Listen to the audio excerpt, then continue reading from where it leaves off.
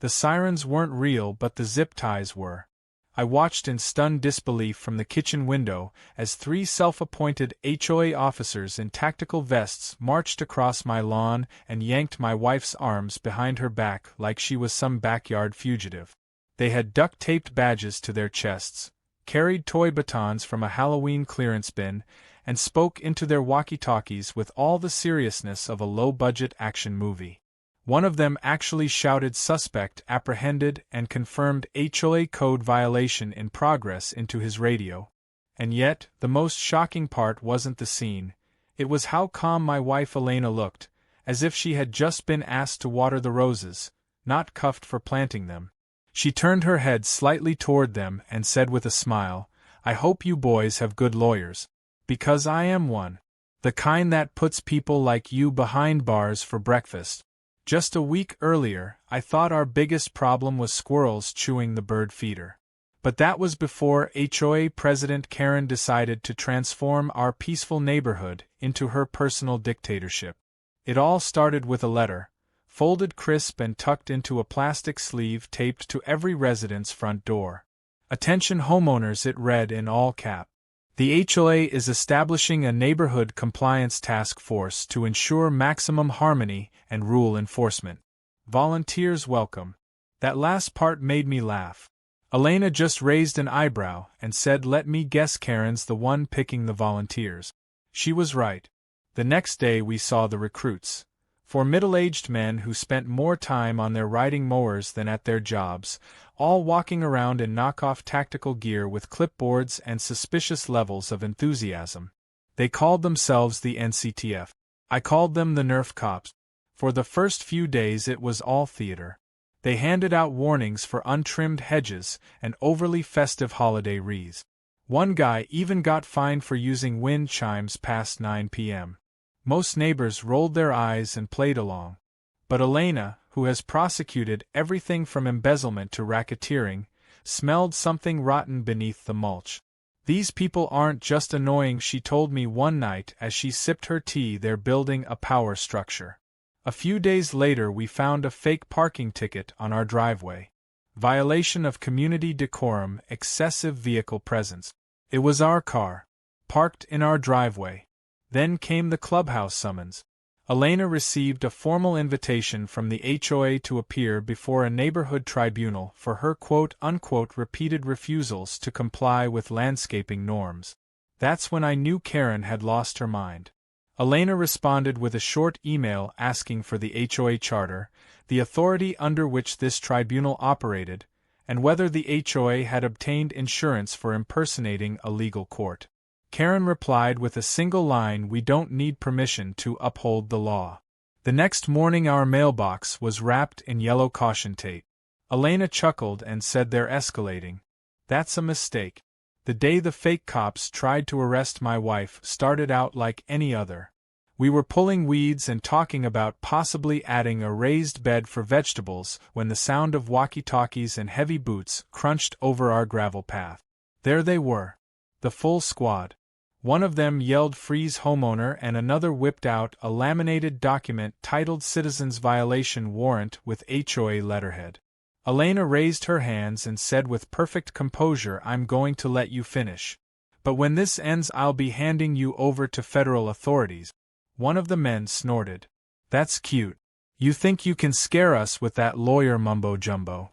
She replied, "I'm not trying to scare you. I'm trying to warn you.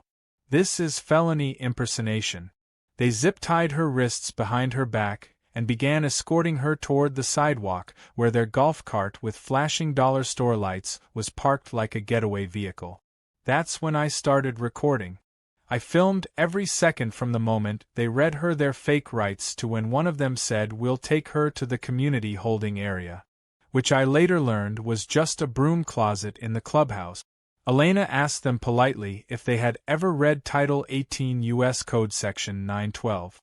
When they said no, she replied, "That's unfortunate, because that's the federal statute on impersonating a federal officer, and you just violated it on camera." Later that evening, after she returned home, without so much as a scratch, but with a full-length video on her phone, I asked her why she stayed so calm. Elena looked at me with that same confident smile she wore while they dragged her away and said, "I've faced cartels, sweetheart. These guys couldn't enforce a lemonade stand." She then proceeded to file a preliminary complaint with the DOJ. Not only had they unlawfully detained her, they had broadcast their little stunt to other HOA members in a group chat. Screenshots began circulating from anonymous neighbors. One even said, "I knew we were going too far, but Karen promised us HOA immunity." As the sun set that day and the absurdity of what had just happened finally started sinking in, I realized this wasn't over. Not by a long shot. Because what Karen and her fake little police squad didn't understand was that Elena wasn't just any neighbor. She was a federal prosecutor with a long memory and a bulletproof case file. And she was about to turn their HOA fantasy camp into the courtroom drama of their worst nightmares. The day after the fake arrest attempt, the neighborhood looked like it had collectively swallowed a golf ball. Everyone was tense, uncertain whether to side with the law, which in this case was my wife Elena, a legitimate federal prosecutor, or with the HOA circus that had just tried to parade her through the community like she was public enemy number one. Strangely, the HOA hadn't backed down yet. In fact, that morning, we received an official-looking envelope slipped under our door. It was a summons. Not from a court, obviously, but from what they called the community tribunal, set to take place at the clubhouse that Friday. The charge? Defiance of the HOA's authority and conduct unbecoming of a resident. Elena read it silently, then shook her head and laughed in disbelief. They really don't know who they're messing with. Friday came, and we walked to the clubhouse hand in hand, carrying nothing but a leather folder filled with printouts of federal and state legal codes, Elena's Bar Association ID, and the HOA's own bylaws, which she had annotated like a seasoned professor. The moment we stepped inside, we could tell this was no joke to them. Karen was standing at a fold-out table draped in a black cloth like it was a courtroom bench. Behind her, a backdrop banner read Neighborhood Integrity Panel in Comic Sans font. 3 folding chairs were lined up in front of the table, occupied by her fellow officers. Dave, the guy who once used a leaf blower in the middle of a rainstorm, Tom, who wore mirrored sunglasses indoors, and some kid named Tyler who looked like he had just finished a shift at a smoothie bar. Karen banged a gavel, yes, a real wooden gavel, and announced the tribunal was in session. Elena, not even pretending to be impressed, leaned in and asked, "Are you recording this?" Karen replied with a proud yes, for transparency. "Good," Elena said, "so the investigators won't need to request footage later." That threw Karen off balance, but she continued anyway. The charges were read out loud as if this was a real trial. They included obstruction of compliance, undermining neighborhood unity, and what Karen termed legal intimidation. Elena let her finish, then stood calmly and said, "With all due respect, your authority here is not legal. You are impersonating judicial and law enforcement functions, and by doing so, have committed multiple crimes under both state and federal law.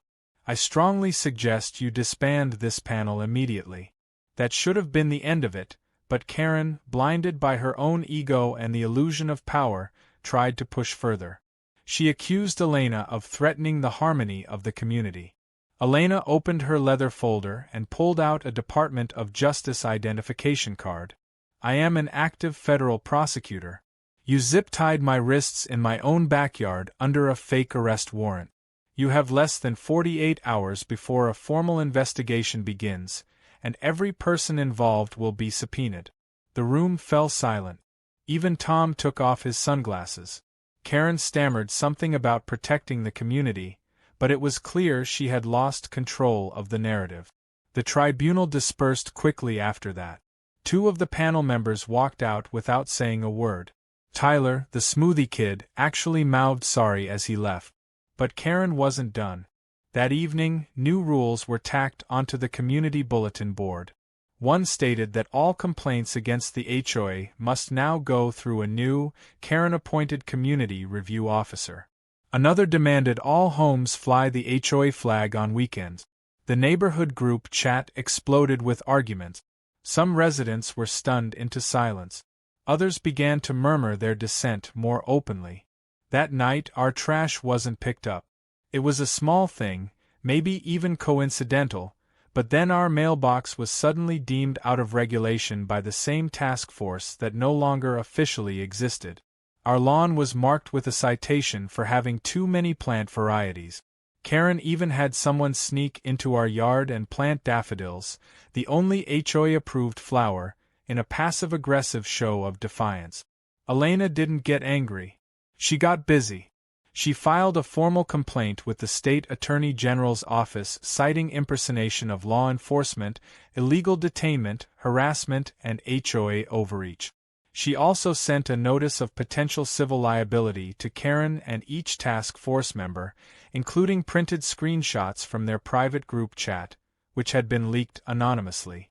One message from Karen read, "They'll fold like a cheap lawn chair when they see a uniform." That was enough to make things very real, very fast. 2 days later, a thick envelope arrived at our door without a return address. Inside were printed screenshots, email exchanges, and even online order confirmations. Karen had ordered fake police patches from a novelty website, labeled Tactical HOA Patrol. One receipt even included a note that said make the badge shine more like real metal. There were voice memos too. Recordings of Karen rehearsing her tribunal speech and telling someone named Greg to practice sounding like a real cop. One file captured Karen saying, "This isn't just about rules, it's about showing them we run this place." The sender had included a sticky note with one word written in block letters. Enough. We knew instantly who it was. Linda, the HOA treasurer and longtime friend of Karen's, had finally drawn her line in the sand. We reached out to her privately.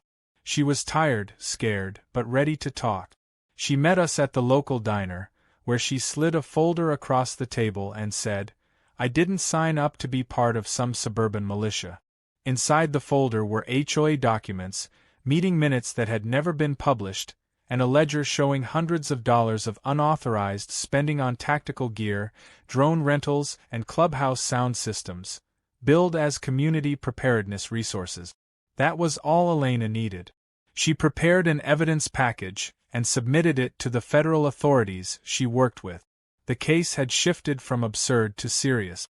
What began as neighborhood drama was now a federal matter involving fraud, impersonation, and misuse of community funds.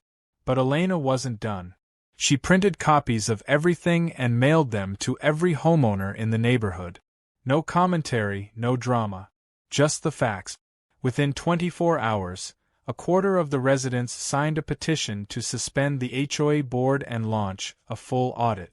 Karen's grip on the neighborhood was breaking. And yet, even as things crumbled around her, Karen doubled down. She called an emergency HOA meeting, this time on her own front lawn, claiming Elena was a federal plant sent to dismantle traditional American communities. It was so outlandish that even the staunchest HOA supporters started backing away. One elderly resident shouted, "Karen, have you lost your entire mind?" Karen screamed back, "She's not one of us. She's a destroyer." Elena smiled from our porch, sipping her tea as if watching a bad soap opera. But the real finale of this chapter came the following morning. Elena received a call from her office. A team of federal agents had reviewed her submission. They were taking over the case. That meant subpoenas, interviews, asset tracing, and potentially even charges. And as the cherry on top, one of the agents added that they would start with Karen's digital footprint. Elena thanked him and calmly hung up. The war had officially entered its next phase. And our quiet little neighborhood would never be the same. 3 days after the federal agents got involved, a new atmosphere settled over the neighborhood like a brewing storm. Gone were the overly enthusiastic greetings from HOA board members and the fake salutes from Karen's self-appointed enforcers. Instead, the streets felt quiet and suspicious, as if every shrub and mailbox was holding its breath. Word had spread faster than wildfire, subpoenas were being issued, residents were being asked for statements, and the HOA's so-called community tribunal was now a legal liability. And at the center of it all was my wife Elena, sipping her tea on the porch each morning like a queen surveying the kingdom she just saved from collapse. She wasn't smiling in triumph, though. Her expression was focused, alert. Because she knew something I was just starting to realize. This wasn't just about Karen anymore. This was about exposing a system that had quietly evolved from petty power plays into full-blown corruption. Elena met with the federal team on a secure video call from her home office.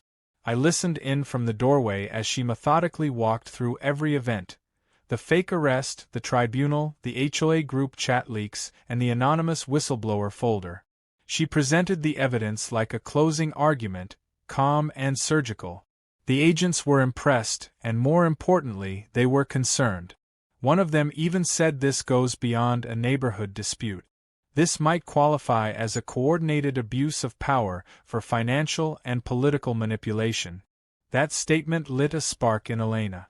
She requested that investigators not only look into impersonation but also examine the HOA's finances, leadership elections, and ties to local contractors who mysteriously won bids with no competitive offers.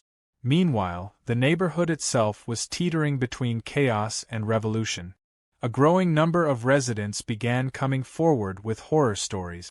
An elderly couple said the HOA had fined them into near bankruptcy for supposed violations like leaving their porch light on past curfew hours and hosting too many guests. Another woman revealed that her backyard shed had been padlocked by Karen's patrol squad for being a visual obstruction to communal harmony. No one knew they could fight back until Elena started drawing the lines for them. She distributed templates for formal complaints, helped residents file refund claims, and encouraged them to request access to HOA financial record. What she uncovered next pushed everything into overdrive. The HOA had been secretly operating a side fund, separate from the main community account, called the Neighborhood Enhancement Fund. Except it had nothing to do with enhancement. The account was used to rent the fake cop uniforms, purchase high-end patio furniture for Karen's personal use, and pay monthly consulting fees to a man named Rick who, upon closer inspection, turned out to be Karen's ex-husband and the supposed director of neighborhood enforcement. Elena presented the discovery to the federal agents and included evidence that at least 2 homes had been threatened with foreclosure if they didn't pay inflated fines into the enhancement fund. That, the agents said, was no longer just unethical. That was criminal extortion. But just when it seemed like the walls were closing in on Karen, she made a desperate move that only sealed her fate further. One afternoon, a resident named Thomas, one of the quieter neighbors who always kept to himself, came rushing to our house. His face was pale and his hands were shaking. He had received a late-night visit from 2 men claiming to be private investigators hired by the HOA to monitor residents involved in seditious activities. They had asked him if he'd seen Elena meeting with government agents.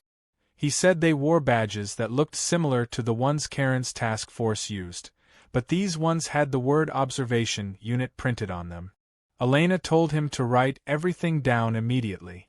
We reported the incident within the hour, and within 48 hours, those 2 men were picked up by federal authorities. Their confession was immediate.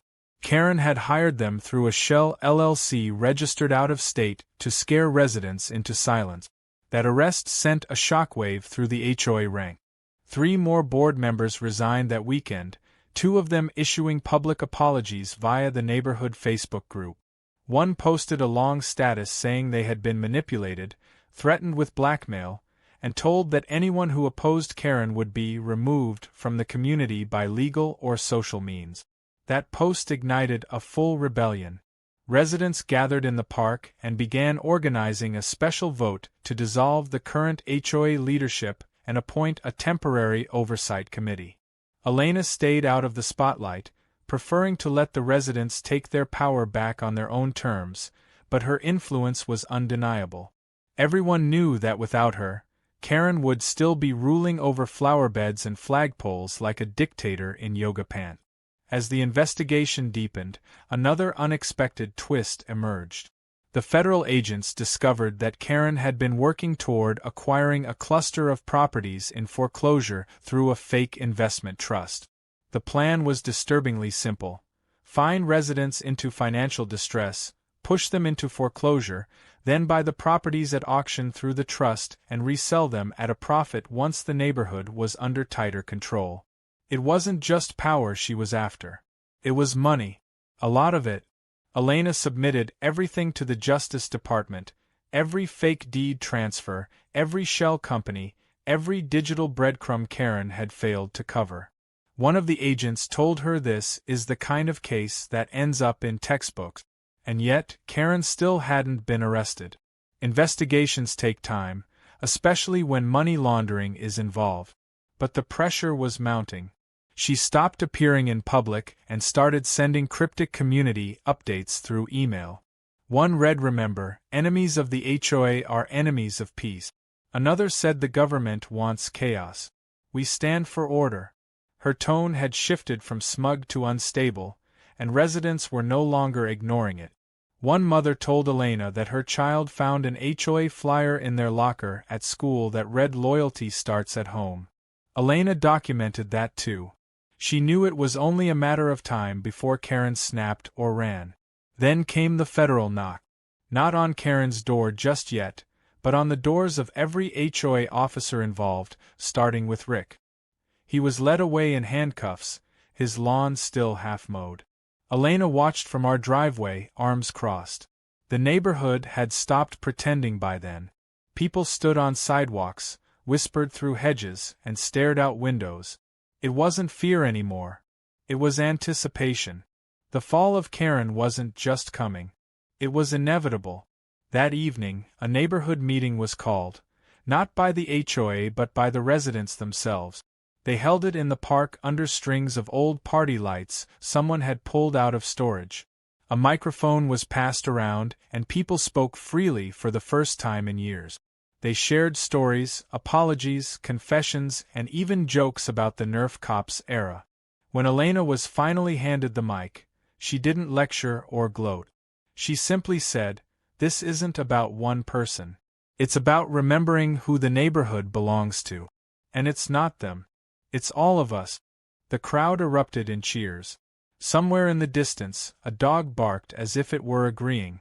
And for the first time in a long time, the neighborhood felt like a community again. But even as we walked home under the warm glow of string lights and collective relief, Elena turned to me and said quietly, "We're not done yet." She knew Karen still had cards to play. And the next chapter? That was going to be the trial of the century. The day the trial began, the air felt charged with something between nervous electricity and popcorn-scented anticipation. Neighbors gathered on their lawns with lawn chairs and coolers like they were tailgating for a suburban Super Bowl. News vans lined the outer gate. A few amateur bloggers from local justice forums had flown in from out of state just to see what they were calling the wildest HOA scandal in a decade. It wasn't every day a homeowners association president faced multiple felony charges, including impersonation of law enforcement, fraud, conspiracy, and harassment, all triggered by her failed attempt to arrest a federal prosecutor over some backyard landscaping. And yet, the absurdity of the origin didn't lessen the seriousness of the charges. What started with plastic badges and toy walkie-talkies had now evolved into a federal courtroom showdown, with my wife Elena leading the prosecution as a key witness and subject matter expert. The courtroom was packed, standing room only. Karen entered wearing a navy suit that looked like it hadn't been ironed since the Obama administration. Her signature scowl was replaced with a forced, serene expression, like she'd been coached to channel Mother Teresa but kept forgetting the role. Her lawyer, a desperate-looking man with a comb-over and a stack of legal pads, looked like he regretted taking the case the moment he stepped into the courtroom. On our side sat the residents, many of whom had once feared Karen's clipboard tyranny. Now they wore expressions of quiet vindication. Some even wore matching shirts that said "Free the neighborhood, lock up the president." Elena sat front and center beside the lead prosecutor, calm and collected, her notes arranged in precise rows like weapons. She knew exactly when to draw. Opening statements began with the prosecution outlining a timeline that sounded too insane to be real. A suburban president creates a fake enforcement task force, fabricates charges, detains a federal official, misappropriates funds, and attempts to acquire properties through manufactured fines. The defense argued it was all a misunderstanding rooted in passionate but misguided community spirit. Karen, they claimed, had only been trying to uphold order. Elena's expression didn't change once. She waited, knowing facts were stronger than fiction. Then the evidence began pouring in.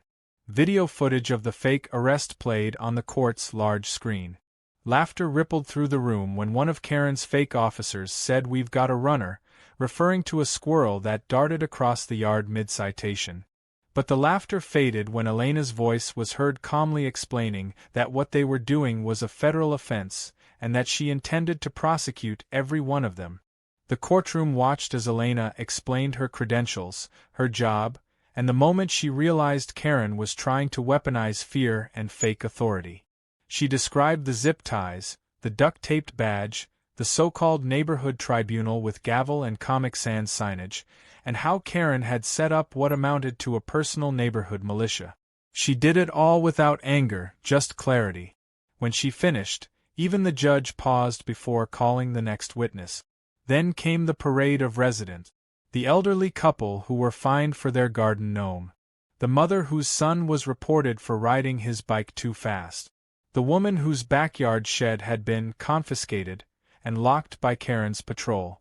They told stories not just of HOA overreach, but of intimidation, property damage, and emotional distress. Some choked up. Others got angry. One man asked the court if he could read a poem he wrote about Karen's regime. The judge politely declined. Karen's defense tried everything to deflect. They argued the badges were novelty items, that Karen never intended to impersonate real officers, and that the money used from the Neighborhood Enhancement Fund was all accounted for, just maybe poorly labeled. Elena's team countered by showing receipts, emails, and testimonies that proved otherwise. They even brought in a forensic accountant who revealed how Karen funneled fines into a side account that directly benefited her shell corporation, which then tried to buy out foreclosed properties. It was a financial horror show dressed in community leadership. And then, the moment that truly stunned the courtroom arrived. Elena revealed a final document obtained just days before the trial began, a contract Karen had signed with a private security firm out of state to replace local police patrols with her own neighborhood enforcement division. The contract was signed on the firm's side, meaning it hadn't gone through, but it showed clear intent. Karen wasn't just playing HOA president. She was planning a full-scale takeover of community authority. The courtroom murmured. The judge called for order. And Karen, flustered beyond repair, blurted out that everyone here was overreacting and that Elena was only doing this to humiliate her. Elena didn't even respond. She didn't have to. The facts were speaking louder than Karen's desperate grasping. When Karen finally took the stand in her own defense, it was like watching a wind-up toy malfunction. She began with controlled statements about wanting peace and order. Then she rambled about how traditional communities were under attack. She even accused Elena of being a federal spy sent to destroy grassroots governance. The jury visibly winced. One member took notes with an expression that could only be described as second-hand embarrassment. Karen's meltdown ended with her shouting, "I am the law in this neighborhood," which would have been funny if it wasn't so tragic. Closing arguments from the prosecution reminded everyone that this case wasn't just about crazy behavior. It was about impersonating power, abusing it, and threatening others into submission. The judge didn't take long to deliberate, and when the verdict was read, there was no surprise. Guilty on multiple counts. Karen's sentence included heavy fines, mandatory restitution to the residents she'd wronged, and community service, fittingly to be completed through actual landscaping and cleaning projects within the very neighborhood she tried to rule. Her court-mandated location for community service was none other than the clubhouse she once used as her throne room. Poetic justice, if ever there was any. But the consequences didn't end there. The HOA board was formally dissolved pending reformation under new oversight. Residents held a vote to elect a temporary committee with full transparency rules, rotating leadership, and open budgeting. Elena declined to run for any position. She said the goal was never power, it was to give the power back. However, she did agree to write the new charter's legal framework, ensuring no HOA president could ever again impersonate law enforcement or establish a fake courtroom without serious repercussions. As the courtroom emptied that day, a few residents approached us with tears in their eyes, some thanking Elena for saving their homes, others simply relieved the nightmare was over. One little girl even gave her a handmade drawing labeled Real Hero. Elena hung it above her desk. That evening, the neighborhood didn't just feel different. It felt reborn. Lawns looked brighter, conversations felt freer, and even the air carried a new kind of energy, one that comes only when people reclaim something they thought they had lost. Trust, fairness, voice. And through it all, Elena remained the same. Quiet, composed, sipping her tea as if nothing monumental had just occurred. But as we sat on the porch and the sunset lit the sky on fire, she finally leaned back and said, "Maybe next time someone tries to arrest me, they'll at least do it legally." I laughed so hard I nearly dropped my drink. It wasn't over yet, not completely. But for the first time in a long time, we knew we had taken our neighborhood back. And whatever came next, we were ready. A month after the trial, the neighborhood was nearly unrecognizable. Not in appearance, but in spirit. The manicured lawns still lined the winding streets, and the flowers still bloomed with HOA-approved colors, but something deeper had shifted.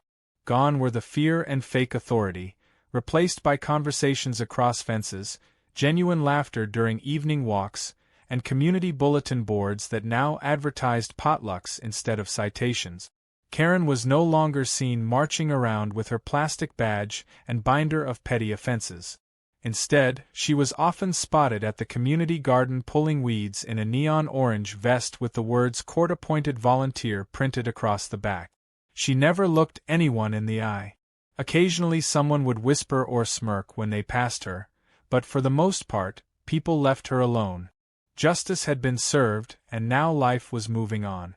Elena, as expected, returned to her federal cases, though she couldn't go anywhere without someone stopping her to thank her or ask for legal advice about a random dispute involving property lines or barking dogs. She handled it all with grace, never losing the calm demeanor that had disarmed Karen's entire fake army. But even as things settled, the echoes of what had happened continued to ripple outward in small, strange ways. One afternoon, a young man in a suit showed up at our door with a briefcase and a nervous smile. He introduced himself as a junior editor from a mid-sized publishing house and said he'd read about the case through a legal blog that had gone viral. He offered Elena a book deal on the spot. Not a memoir, he clarified, but a deep dive into HOA overreach and abuse of power in suburban America. She was hesitant at first. She didn't consider herself a writer. But the more she thought about it, the more she realized this story could help more people than just our block. The working title became Suburban Justice: How My Garden Triggered a Federal Investigation. It was half exposé, half personal story, with chapters that broke down legal abuse, manipulation tactics, and advice for citizens trapped under similar neighborhood tyrants. It wasn't just about Karen anymore. It was about accountability. Elena wrote every night after dinner, her fingers dancing across the keyboard with the same precision she brought into court. And while she wrote, the neighborhood continued to blossom, this time organically, not under enforced uniformity. Even the most stubborn residents who had once clung to Karen's vision now helped repaint the clubhouse, which had been stripped of its dark drapes and fake tribunal stage. In a final symbolic gesture, residents gathered to burn the tribunal banner in a fire pit behind the building. Someone brought marshmallows. It felt like a celebration and a cleansing all at once. And then came the surprise no one saw coming. Karen, now quiet and seemingly defeated, suddenly posted a video online titled "The Real Story of the HOA Witch Hunt." It was filmed in her garage, dimly lit and filled with unused compliance forms stacked like a fort behind her. She claimed the trial had been rigged, that Elena was a plant from a secret government agency, and that she had only ever tried to maintain peace. The video was bizarre, ranting, and included a whiteboard presentation in which she drew a triangle labeled HOA Peace Justice and said Elena had inverted the triangle to cause chaos. Most people ignored it. Some found it hilarious. But it gained traction with a fringe group online that believed homeowner associations were the last defense against federal tyranny. Within days, Karen had a strange new following. It might have ended there, a final bizarre footnote, if not for one of Karen's new followers showing up in the neighborhood late at night to film a supposed documentary. He trespassed onto multiple lawns, was caught peeking through windows, and eventually climbed onto the clubhouse roof with a GoPro strapped to his head. That's when the real police, actual, trained, uniformed professionals, showed up and arrested him. His excuse? He was documenting the reclaiming of sovereign land. Elena shook her head when she heard and said, "I swear, suburban drama is wilder than anything I see in federal court." After that, Karen's video was taken down for inciting community unrest. She was warned by the court to refrain from any behavior that might provoke further disturbances. Her online fame fizzled, and she faded once again into obscurity. But Elena's story didn't fade. The book deal turned into a speaking invitation at a national legal conference. Then came podcast interviews, a documentary segment, and eventually a TED Talk invitation. All because someone decided her sunflowers were too unregulated. She joked that she might have to trademark her roses next. But despite the rising attention, she never changed. She still wore the same gardening gloves, still used the same chipped teacup every morning, and still waved to every neighbor who passed by. Because that's who she was, someone who believed in doing the right thing, no matter how ridiculous the battle might seem. One afternoon, we were walking past the clubhouse when we noticed a group of kids setting up a lemonade stand. They were laughing, running around, trying to tape up signs that kept falling over in the wind. One of the boys waved at Elena and asked if he needed a permit to sell on public space. Elena laughed and said, "Not unless you're selling subpoenas." The parents nearby chuckled, and for a brief moment, we all stood there remembering what the neighborhood used to feel like before it turned into a live-action parody of authority. It felt good to laugh. It felt normal again. Then came the final surprise, something we never saw coming and still talk about to this day. A realtor knocked on our door with a very generous offer to buy our home. She explained that a large real estate development company wanted to purchase several homes on our street to transform the area into a luxury community with a new name, private access gates, and, you guessed it, a fully managed HOA. Elena politely declined. When the realtor pushed, saying the new HOA would have strict covenants to protect property values, Elena just smiled and said, "I'm not going through all that just to wind up back at the start of the monopoly board." The offer was rejected, and we made a quiet vow to protect what we'd rebuilt with our neighbors. As spring arrived, the community held its first real festival: music, food trucks, bouncy castles, even a dunk tank with the new HOA treasurer volunteering as the main attraction. Elena was named honorary grand marshal and given a sash that read "The Real Authority." She tried to take it off, but everyone insisted she wear it at least until the end of the opening speech. People clapped, whistled, and raised lemonade cups in her honor. And for the first time, the community wasn't just surviving, it was thriving. Because in the end, it wasn't about who had the power. It was about who stood up when that power was abused. It was about planting your feet, holding your ground, and saying no more, even if it meant being zip-tied in your own backyard by people with plastic badges and delusions of grandeur. That night, as the fireworks from the festival lit up the sky, Elena and I sat together on our porch, the soft hum of laughter and music still echoing through the neighborhood. She leaned her head on my shoulder and said, "You know, if I had to do it all again, I'd still choose this fight." And I believed her. Because while the fake cops, the tribunal, and the HOA madness had started the story, it was Elena's quiet strength and relentless sense of justice that finished it. Not with anger, not with revenge, but with the one thing even the most power-hungry tyrant can't control: truth. And maybe a bit of really well-documented legal paperwork.